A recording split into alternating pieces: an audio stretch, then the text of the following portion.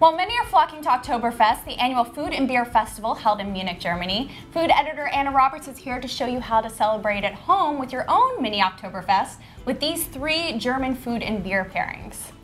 I want to preface this by saying all of the ingredients I found were from Whole Foods, but you could also find them at a specialty food store. And all the German beers were just found in the German beer section of a liquor store. Okay, so easy to find, fairly inexpensive.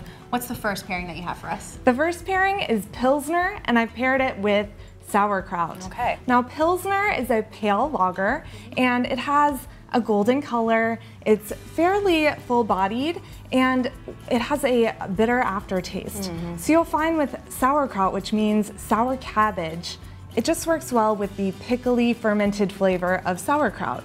It helps tone down that cruciferous flavor that a lot of people find off-putting, and it just mellows and tones down the acidity and salt level. Yeah, I can't do sauerkraut on its own. Normally it's just too intense for me, but this beer does do a really great job of sort of minimizing that. And now you recommend that people taste the beer first, right, before the food? Absolutely. You want to try the beer and then see how the food affects the flavor of the beer and vice versa. All right, well, let's taste another one. What's the next combo that we have? The next combo is a lager, and I'm pairing it with Bratwurst. Okay. Now, a lager is going to be a lighter bodied beer. It's very crisp, and it has a pretty neutral flavor in comparison. Bratwurst means finely chopped meat in German, and this is a German sausage.